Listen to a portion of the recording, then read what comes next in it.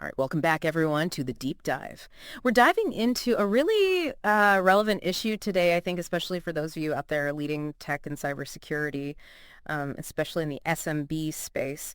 We're talking about something that's been called, security platform fatigue or security tool sprawl. And, it's something that I think a lot of folks are dealing with, but it's not always clear what the best way to kind of break it down and figure out what to do is. Yeah. Recently, there was a HelpNet security article that pointed this out as a real serious problem, especially for CISOs. And there's this crazy stat too from a 6th Sense survey they did in 2023, and they found that 68% of organizations are using more than 11 endpoint management and security tools. Wow. So that's a lot, right? I mean, that's a huge amount of technology to have to manage and oversee. Yep. And so that's what we're going to try to unpack today. Like why should you as a tech leader or a cyber leader, especially at a small or medium business, why should you care about this? What is it and what can you actually do about it? Yeah, I think it's a great place to start, right? Yeah. I mean, just acknowledging it. That stat right there, 11 tools. I would almost guarantee you that most organizations have even more than that if they really sat down and counted them all, right? Oh, for sure. Yeah. But the problem really boils down to, having too many tools that don't talk to each other, right? It creates so much noise, so much alert fatigue. Mm-hmm. I mean, analysts are just bombarded with notifications all the time. It's overwhelming. And really the big risk there is that you miss something critical, right? You miss a real threat because you're just drowning in all this noise. And I mean, think about it. Think about the daily pressures your security team is already under, right? Yeah. I mean, just sifting through all these alerts, that's a full-time job in itself sometimes. Yeah, it really can be. And it's not even just the alerts themselves, right? I mean, we also see just a lot of duplication. Right. Where organizations they're essentially paying for the same functionality across multiple different tools, and sometimes they don't even realize it, right? Exactly. And that's budget that could be used elsewhere, right? I Yeah. mean, you could be investing in training your team or maybe even, just giving them a bonus or something. For sure. Just to show them that you appreciate all the hard work they're doing. But instead, you're wasting it on redundant tools. Yeah, it's like, having a dozen different remote controls for your TV, right? Yeah. Like why? It just gets so complicated, so inefficient. And I think one of the most important things I read recently about this was this idea of the illusion of visibility. This was Jonathan Gill, the CEO of Panacea, and he was saying that because each of these tools can only see a small part of your overall environment, you might be making critical security decisions based on bad information, Yeah, that's such a critical point, right? Like, you might think everything is fine because each tool is saying, "Hey, no problems here," right? But you might be missing the big picture. You might be missing those connections between all these different events happening across your infrastructure. Yeah. It's almost like having blinders on. Yeah. You're only seeing a little sliver of what's really going on. Yeah. So we're not just talking about inconvenience here. We're talking about real, potentially really huge security risk, right? Absolutely. So let's shift gears for a second and talk about why is this so important financially and strategically? Like, why should a business leader, care about this? Yeah. Well, for starters, budgets are tight, right? Everyone is looking to save money. And security budgets are definitely under the microscope these days. Yeah, boards and CFOs are really scrutinizing everything. Right. And for good reason, right? You've got to be able to justify every dollar you spend.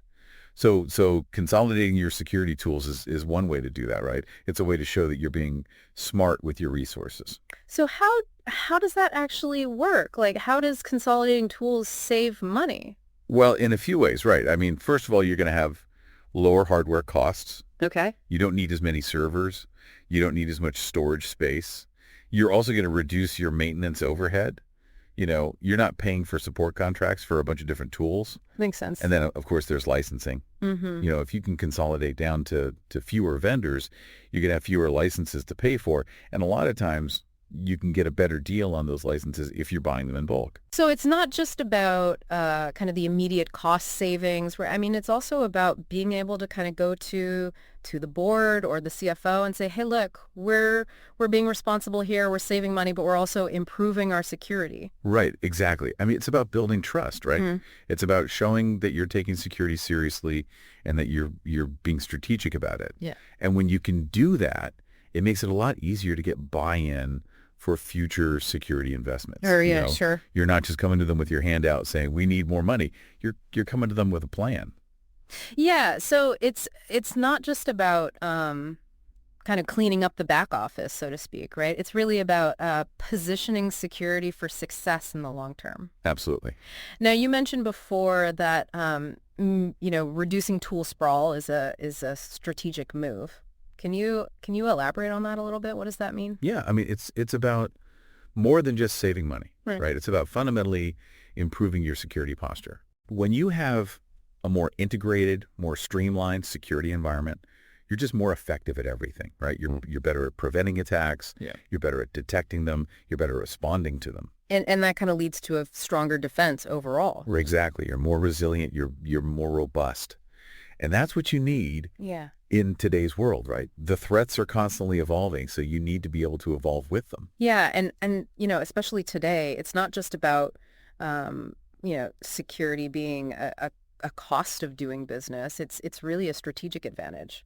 It really is. Yeah. I mean, it can be a differentiator, right? It can set you apart from your competitors. Mm-hmm. If you can show your customers and your partners that you take security seriously, that's a huge plus. It builds trust. It builds confidence. And then there's the whole issue of risk management. Right. I mean, if you can demonstrate that you're managing risk effectively, that's going to be a big selling point to investors, to potential acquirers.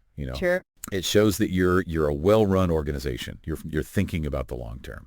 Okay, so we kind of understand the problem. We understand why it matters. Now Mhm. let's talk about what do we do? What are some concrete steps that folks can take, to address this tool sprawl? Yeah. So the first thing to understand is that consolidation doesn't necessarily mean going with one vendor for everything. Okay. I mean, that would be great in theory, but in reality, it's rarely the best approach. Right.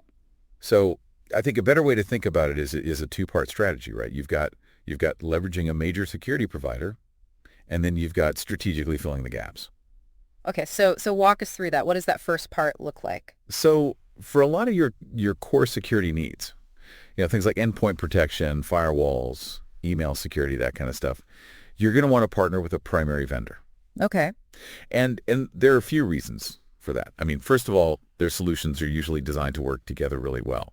So you get better integration, you get better data correlation, which gives you a much clearer view of your overall security landscape. So less integration headaches, less compatibility issues, that kind of thing. Exactly. It just makes things a lot easier to manage. And then, of course, there are the operational benefits, right? Okay. When you have a centralized platform, everything is just simpler, right? It's easier to administer, it's easier to configure, it's easier to report on. And your team can focus on more important things, right? Exactly. They can focus on the proactive stuff, Yeah. the stuff that's really going to make a difference. And then, of course, there's the cost savings, which we talked about before. Right. Fewer vendors, fewer contracts, fewer licenses. It all adds up. Now, what about the impact on the team itself? Like, how does this affect the security folks on the ground? Well, one of the biggest benefits is that it reduces the training burden. Okay. Your team doesn't have to learn how to use a bunch of different tools. Mm-hmm. They can focus on mastering a smaller set of integrated tools. So they can really become experts in those tools. Exactly. And that makes them more effective, more efficient. And it also helps with morale, Oh. I mean, nobody likes feeling overwhelmed. Nobody likes feeling like they're constantly playing catch up. Right. So by giving them a more manageable set of tools to work with, you're giving them the opportunity to really excel. Mm-hmm. That makes a lot of sense. Okay, so we've got this primary provider handling most of our needs. What about the second part of that strategy, the filling the gaps part? Yeah, so no vendor is perfect, right? There are always going to be gaps in their offerings. Right. And there are also going to be times when you have very specific needs that just aren't met by any off-the-shelf solution. Okay, so how do you identify those gaps? Where do you even start? Well, the first step is to do a really thorough inventory of all your existing tools. Okay. Figure out what you have, figure out what you're actually using, figure out what you're not using. So know what you have before you go shopping for more stuff? Exactly. And then once you've done that, you need to talk to your team, right? Find out Mm-hmm. what tools they love, what tools they hate, what tools they never use. So get that real world feedback, right? Exactly. because Yeah, at the end of the day, it's your team that's using these tools, so their opinion matters. for sure. And then once you've got a good handle on what your gaps are, you can start looking for solutions to fill them. Okay. And what should you be looking for in those solutions? Well, first and foremost, you want to make sure that they integrate well with your primary platform. Right. Because we don't want to create more silos. Exactly. You want to avoid creating more data silos. Yeah. And then you also want to make sure that you're focusing on the specific risks that your organization faces. Mm-hmm. Don't just go out and buy the latest, greatest security gadget. Mm-hmm. Make sure that it's actually going to address a real need. Then finally, don't underestimate the value of training. Right. Sometimes the best way to improve your security is to just train your team on how to use the tools they already have more effectively. Yeah, sometimes it's not about buying new stuff. It's about using what you have better.